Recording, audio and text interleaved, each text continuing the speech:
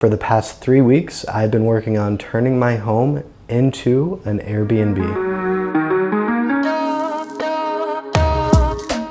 If you are subscribed to my channel, you know that I've had Airbnb on my mind lately. I'm not looking to acquire a property right now, but I do currently own a property, my current home, my residence, and so that gave me an idea. Why not try turning my current residence into an Airbnb to test it out and see how it works? I know that this isn't some novel idea, but this actually works out very well for my current plans because I'm going to be out of town for a full month coming up very soon, and then in a couple months I actually have plans to travel around full time for a few months with my family.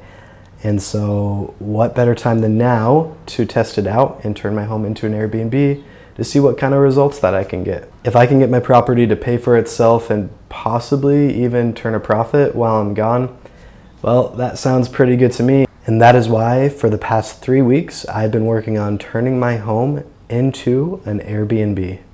I finally finished that process, and I'm gonna show you the end result of what my home looks like now in just a little bit. But first, I want to talk about all of the effort that went into turning it into an Airbnb and what that entails, because honestly, it entails quite a bit more than I would have thought. And in about a month, I'll post a video showing the results of how that first month of renting it out went, if I rented it out at all, and what the results are like. And if the results are true to the expectations that I had from the research I did in my previous video, which you should be able to watch by clicking that little link above if you haven't already. Let me tell you guys, it was a ton of work. I am not exaggerating. It was so much work to convert my current residence into an Airbnb, way more than I thought. In the last 2 weeks alone, I wouldn't be surprised if my wife and I together have 200 hours worth of work hours put into doing all the things we did in order to make this conversion happen. And keep in mind, I'm talking about my current residence. So this is a home that was already furnished, already livable, yet there was still quite a bit to do. I'm now considering it basically the equivalent of moving out of a home and moving into a new home, but not having that grace period where you can slowly move out of boxes because everything needs to be polished and perfect. So basically in a 2 to 3 week time period, we moved and we made sure our home was like model home ready for our guests that will be coming. The main thing that we had to change was to optimize our home to have more guests than we could currently accommodate. So we needed more beds in the home.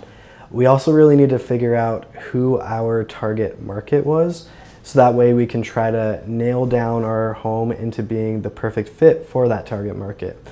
Now, we live in the suburbs of the Phoenix area, so we're kind of in the far out suburbs, not necessarily a destination spot.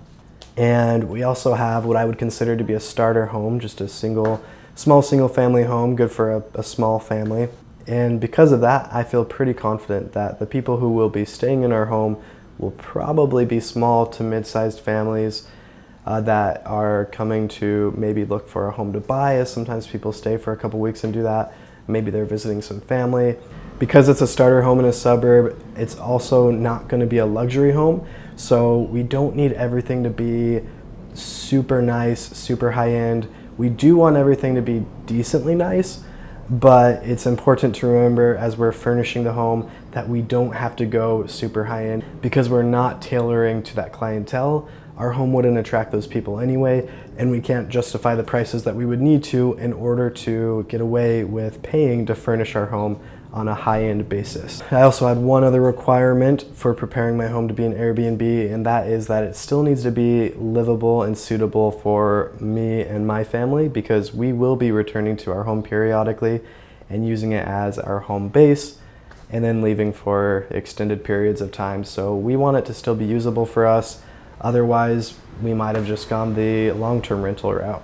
So the first step was to increase our occupancy by taking each of our 4 bedrooms and putting at least a queen-sized bed in them so that we could say each room holds 2 people and that we have a total occupancy of 8 guests, thus making our home more attractive to mid-sized and large families and groups.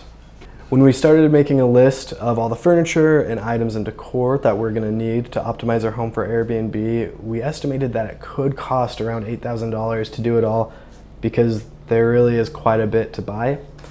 But our goal is to be under that. So here's a list of all the things that we needed at the start of this journey. I'm not super cheap, but I do try to be a little frugal and smart with my money. So most of the stuff that we're buying is actually going to be used, and I'm hoping that we can find quality stuff at used prices and come in well under this budget. I'll give you a little spoiler right now and tell you that we did spend a lot of money, and it hurts to think about how much we spent, but we did come under budget. We're actually between like $4,000 and $5,000 is what we did for our total spend.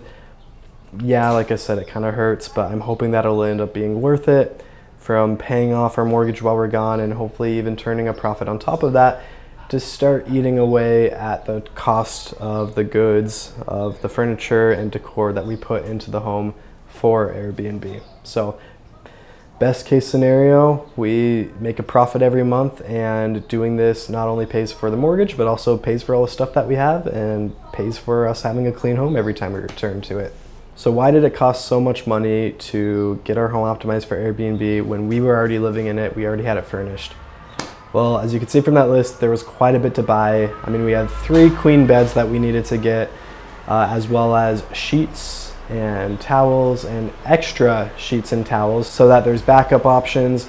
We needed some pieces of decor. We needed to upgrade some of our items, like our table that was really beat up. We had a chair that was kind of falling apart that we had to replace with a couple of decorative chairs. We also have a pretty cool backyard with a fire pit, but we never put patio furniture around it. I guess we were just being too cheap and never got around to that.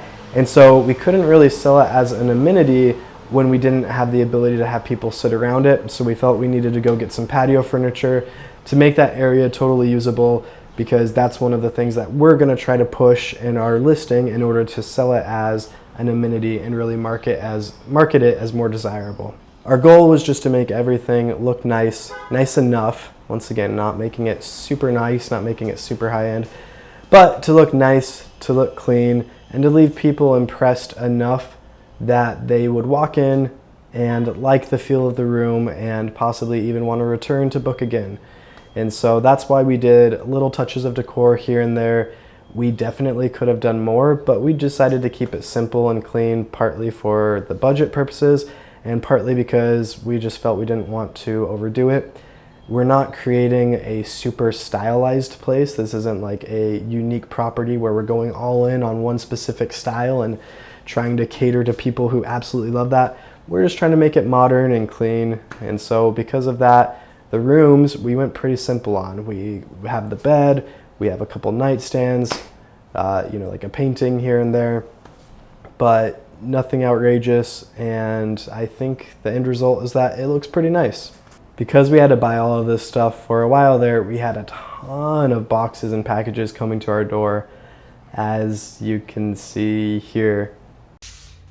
Look at all of this. Prime guy knows our house.